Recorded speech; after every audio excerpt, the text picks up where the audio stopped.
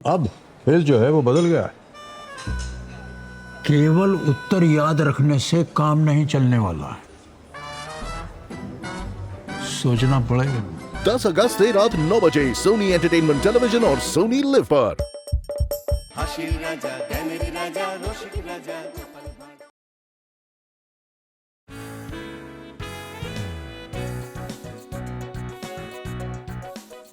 হ্যাঁ গা, এই ভর দুপুরে চললে কোথায়? ভাবছি একটু মন্ত্রীর বাড়ি থেকে ঘুরে আসি। কেন? কেন কি গো, সেদিন রাতে তোমার আর আমার শীতকালীর খেলায় মন্ত্রী বেটার অতগুলো টাকার সোনা হাত ছাড়া হয়ে গেল। আরে বড়ই মুষড়ে পড়েছে বেচারা। তাতে কি হলো? ওর যে কঠিন শাস্তি হয়নি তার জন্য ওর খুশি থাকা উচিত। আহা, কি যে কথা বলো তুমি। শাস্তি পাওয়া এক জিনিস, আর হাতের টাকা হাত থেকে গলে গেলে সে যে কি কষ্ট তা তুমি বুঝবে না। জানো, কদিন ধরে বেটা রাজসভায় আসছে না। পুজোর পর সারা রাজ্য জুড়ে অত বড় ভোজ হলো, তাতেও এলো না। মা, তাতেও আসেনি? তাহলে আর বলছি কি, এর ওপর আবার সামনের শুক্রবার মুর্শিদাবাদে নবাবের নিমন্ত্রণ। তা বেটার ছেলে সেখানেও যাবে কিনা ঠিক নেই, তাই একটু ওই খোঁজ খবর করতে যাচ্ছিলাম, এই আর কি। যাচ্ছ যাও, তবে একটু সাবধানে যেও। বুঝতেই তো পারছো তোমার উপর কি ভয়ানক ক্ষেপে আছে ও। বলাও তো যায় না, যদি রাস্তা ঘাটে তোমায় ধরে মারধর করে। অতই সোজা, গায়ে হাত দিক না একবার, দেখবে কি করি। আরে বাবা, আমার নামও গোপাল ভাঁড়। তবু সাবধানে যেও। ঠিক আছে। দুকা দুকা দুকা।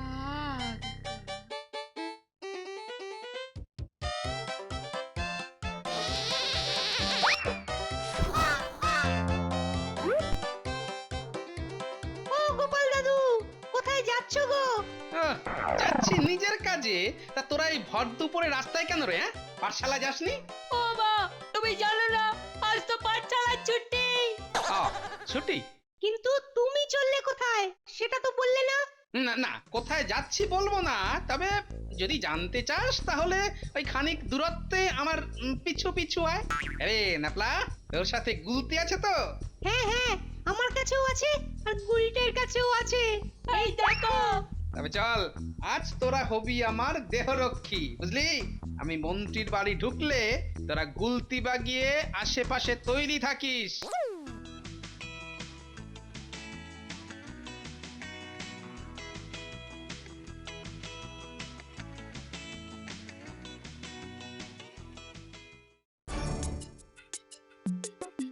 একটা ঘোড়ার ডিম মার্কা অপদার্থ কোথাকার। যেমন তুমি একটা অকর্মাধারী, তেমনি তোমার লোকজন। মা কালী দেখেই সব ভয়ে দূরদার করে পালালো। একবার ভেবে দেখলো না সেটা আসল না নকল। লজ্জায় আমি উজির সাহেবের কাছে মুখ দেখাতে পারছি না। হ্যাঁ মন্ত্রী মশাই, শুধু শুধু আপনি আমায় আর আমার লোকজনদের গালমন্দ করছেন। কিন্তু আপনার উজিরের মাঝিই তো সব থেকে আগে ভয় পেয়ে জলে ঝাঁপিয়ে পড়ে পালালো। আর লোকজনদের মধ্যে আপনার লোকজনও তো ছিল নাকি? অপদার্থ অপদার্থ, সব কটাই অপদার্থ। তবে একটা কথা তোমায় বলে রাখি, ওই গোপাল নাপিতকে আমি ছাড়বো না। আমিও ছাড়বো না। বেটাকে যেখানে দেখতে পাবো আমার লোক দিয়ে ওকে পেটাবার ব্যবস্থা করব। তাহলে আর খামোকা আমার মুখের পানে তাকিয়ে বসে আছো কেন? যাও, লোকজন জোগাড় করে আচ্ছা করে ওর আড়ং ধরাইয়ের ব্যবস্থা করো গে, যাও। তাহলে আমি যাই। হ্যাঁ, বিদেয় হও অপদার্থ। কিছু বললেন নাকি? না, বললাম এসো এসো।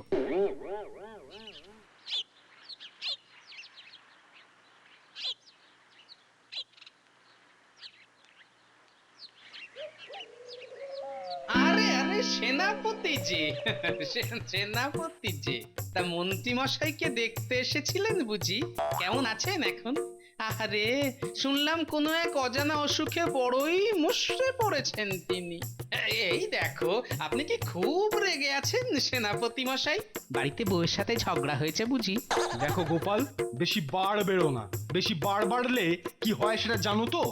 জানি জানি জানি, বেশি বার বাড়লে ঝড়ে পড়ে যায়, কিন্তু আপনি আবার এটা জানেন তো অতি ছোট হলে ছাগলে মুড়িয়ে খাবে, তাই ওই মাঝামাঝি থাকাই ভালো, কি বলেন? মানে যেমন আমি আছি, খাচ্ছি দাচ্ছি ভুড়ি দুলিয়ে ঘুরে বেড়াচ্ছি, কোন রকম ওই 10 আনা 6 আনার নকড়া ছকড়ার মধ্যে আমি নেই। আমি নেই। ওই যে কথায় আছে না, লোভে পাপ আর পাপে মৃত্যু। প্রাণে বড্ড লেগেছে রে মা কালী।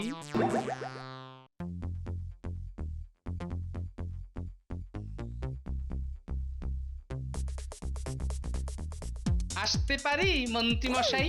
তা ঘরের মধ্যে হুট করে ঢুকেই যখন পড়েছো, তখন তো আর বেরিয়ে যেতে বলতে পারি না। হাজার হোক আমি ভদ্রলোক। সে তো বটেই, সে তো বটেই। তা আমার এখানে তোমার আগমনের হেতু জানতে পারি কি? না মানে কদিন হলো রাজসভায় যাচ্ছেন না, আপনাকে ছাড়া রাজসভা যে বড় ফাঁকা ফাঁকা লাগছে, তার উপর সামনের শুক্রবারে রাজধানীতে নবাবের নিমন্ত্রণ, এসব ভেবেই দেখতে এলাম আর কি। মানে ভাই মহারাজই পাঠালেন আমার। তার মানে চোরাই সোনার ব্যাপারে মহারাজ আমায় সন্দেহ করেন। যাক বাবা, বাঁচো। আসলে বুঝলে, কদিন একটু জ্বর জ্বর মতো হয়েছিল, তবে মহারাজকে গিয়ে বলো আগে কি বলবো? কাল থেকে আমি রাজসভায় যাব, আর নবাবের নিমন্ত্রণ রক্ষা করতে রাজধানীতেও উপস্থিত থাকবো। ঠিক আছে মন্ত্রী মশাই। এবার দেখবি গোপাল নাপি, রাজধানীতে নিয়ে গিয়ে উজিরের সাথে হাত মিলিয়ে 5 জনের সামনে তোকে কেমন অপদস্থ করি। সামনে প্রচুর খাবার দেখবি, অথচ খেতে পারবি না, তখন দেখবি কেমন লাগে। ওই দেখ, মন্ত্রী মশাইয়ের বাড়ি থেকে গোপাল বেরোচ্ছে, আর কপা এগোলেই ধরবি, লাঠির বাড়ি মেরে দিবি পেট মোটার মাথাটা ফাটিয়ে। কিন্তু আমায় যদি চিনতে পারে? চিনতে পারবে কি রে? হ্যাঁ, এমন ভাবে মারবি যাতে এক ঘাতেই বেটা টেসে যায়। আর আরো সাবধান হবার জন্য গামছা দিয়ে মুখটা ঢেকে নে। ঠিক আছে, সব বুঝে নিচ্ছি। আমি তাহলে চললাম, তবে মনে রাখিস কাজটা যেন ঠিকঠাক হয়, আগের বারের মতো আবার ধ্যারাসনি যেন। আপনি কিচ্ছুটি চিন্তা করবেন না, দেখুন না কি ব্যবস্থা করি ওর।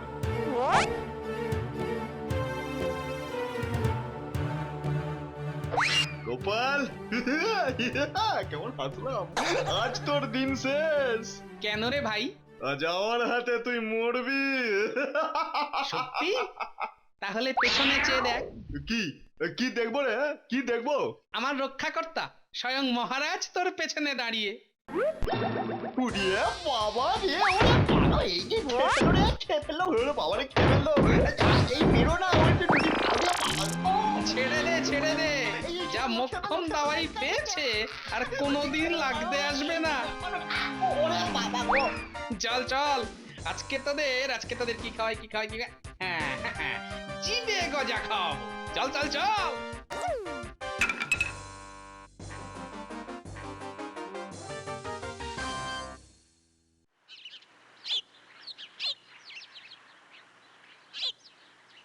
আরে মন্ত্রী জঙ্গলের দিকে যাচ্ছে কেন? হুম, গতিক তো সুবিধের নয়, পিছু নিয়েই দেখা যাক।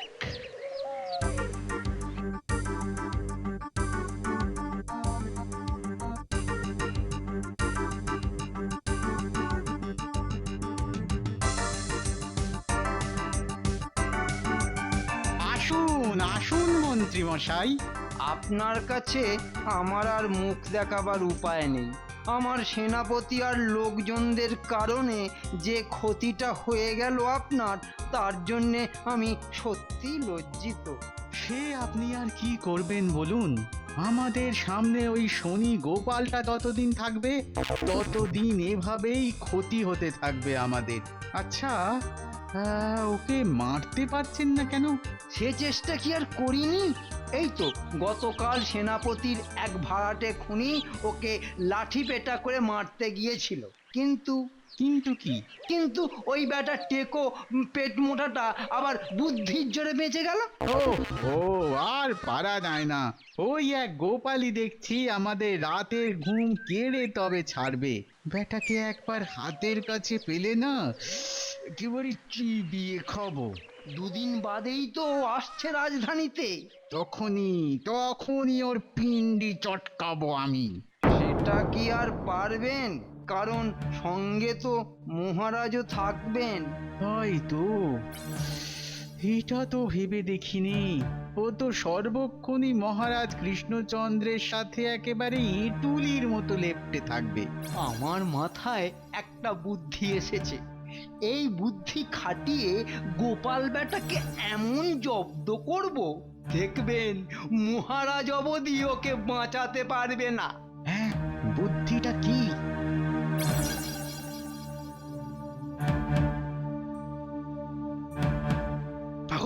বহুত খুব। আচ্ছা, তাহলে এই মতলব নবাবের সামনে আমাকে অপদস্থ করবে? বাচ্চা ধানেরা, শুধু ঘুঘুই দেখেছো, হাত তো দেখনি। দেখাচ্ছি মজা। আরে চলো চলো, সব তাড়াতাড়ি গাড়িতে ওঠো।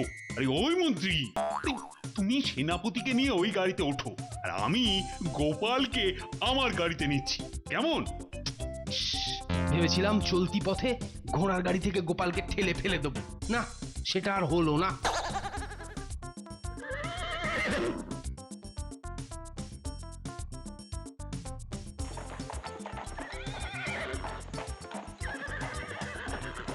আরে এই গোপাল, আরে তোমার বগলে ওটা কি?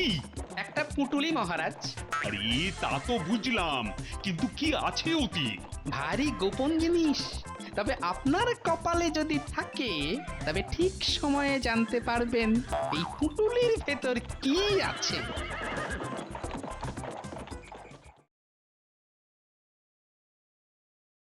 মহারাজ কৃষ্ণচন্দ্র, আপনি যে সপারিষদ আমার নিমন্ত্রণ রক্ষা করতে এসেছেন তার জন্য আমি আনন্দিত। মানে স্বয়ং নবাব হয়ে আমার প্রতি আপনি যে সৌজন্য দেখালেন তার জন্য আমিও আমার পারিষদ বর্গ আপনার কাছে কৃতজ্ঞ। এবার তাহলে খাবারের ব্যবস্থা করতে বলি। উজির, আপনি এদের খাবার ঘরে নিয়ে যান। তা তো যাবো, লেকিন নবাব বাচ্চা, ইস্তাম্বুল থেকে নিয়ে আসা আমাদের নতুন বাবুর্চির যে একটা বেয়ারা বায়না আছে। বায়না? হ্যাঁ, সেটা আবার কি? বুঝলেন মহারাজ কৃষ্ণচন্দ্র, এ এক অসাধারণ রাঁধুনি, এক কথায় রন্ধন শিল্পে এক প্রবাদ পুরুষ। বিরিয়ানি, দো পেঁয়াজি, কাবাব এসব যা বানায় না, কি বলবো। কিন্তু তার বায়না? হ্যাঁ বলছি। তার বায়না হলো তার খাবার যারা খাবে তাদের সকলকে রাজকীয় মানে ভালো ভালো দামি পোশাক পরে খেতে হবে। কম দামি সাধারণ পোশাক পরা লোকেদের সে তার রান্না করা খাবার খেতেই দেয় না। তার মানে? বলতে লজ্জা করছে, আপনি মন্ত্রী আর সেনাপতির পোশাক তো বেশ রাজকীয়, তাই আপনাদের খাবারে কোনো অসুবিধে নেই। কিন্তু গোপাল, ও তো পরে এসেছে অতি সাধারণ একটা কাপড় আর একটা ফতুয়া, তাই ও খাবার ঘরে যেতে পারবে না। বুঝেছি, এখানে এনে আমায় জব্দ করার চেষ্টা। দেখ গোপাল, এবার কেমন লাগে? আমরা সব ভালো ভালো খাবো আর তুই দাঁড়িয়ে দাঁড়িয়ে দেখবি। যা মন্ত্র দিয়েছি না উজিনের কানে। এ তো ভীষণ সমস্যা। এই গোপাল, তোমাকে না কতদিন বলেছি, আর এই বড় বড় জায়গায় আসতে হলে ভালো ভালো পোশাক পরে আসতে হয়, তা কোনোদিন তো শুনলে না আমার কথা। এবার বোঝো। মহারাজ, নিমন্ত্রণ করেছেন নবাব বাহাদুর, আর কে খেতে পাবে আর কে পাবে না তা ঠিক করবে রাঁধুনি। একে রাঁধুনি বলে অপমান করাটা ঠিক না, কারণ এ তো নিছক রাঁধুনি নয়, এ হলো পৃথিবীর শ্রেষ্ঠ রন্ধন শিল্পী। তাই তার সামান্য এই বায়নাটা আমাদের মানতেই হবে। গোপাল, তোমার আহারের জন্য আমি অন্য ব্যবস্থা করছি। তার কোনো প্রয়োজন নেই নবাব বাহাদুর।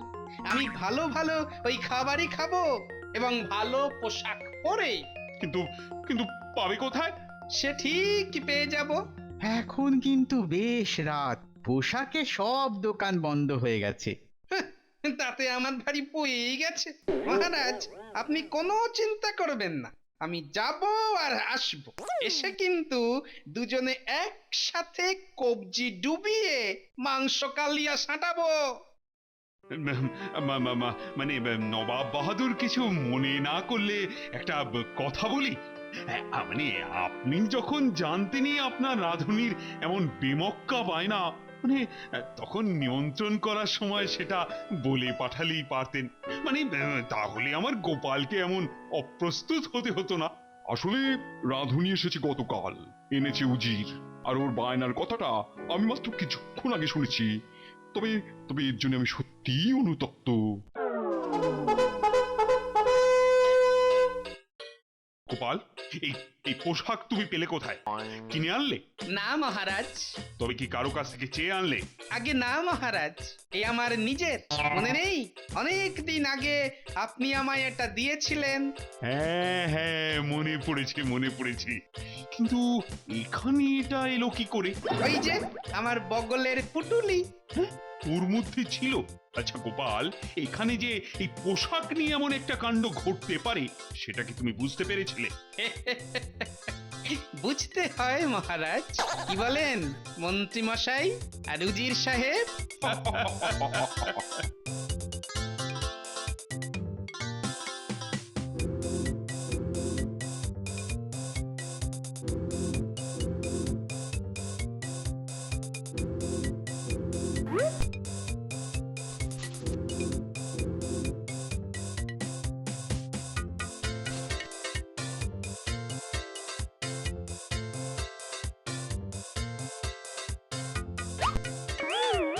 ও কি গোপাল, ও কি করছো? খাবার মুখে না তুলে পোশাকে টুপিতে ঘষছো কেন? এর মানে কি? এর মানে অতি সোজা নবাব বাহাদুর। এই পোশাকের দৌলতেই যখন এই খাওয়া, তখন এদের ভাগ না দিয়ে কি খাওয়া যায়? নবাব বাহাদুর, আজ আবার প্রমাণ হয়ে গেল যে বড় মানুষদের কাছে মানুষের থেকেও পোশাক অনেক দামি। গোপাল, আজ তুমি আমার চোখ খুলে দিলে। এসো এসো গোপাল, আমার বুকে এসো। মহারাজ কৃষ্ণচন্দ্র, আপনি অতি ভাগ্যবান, তাই এমন একটি রত্নবিদূষক পেয়েছেন।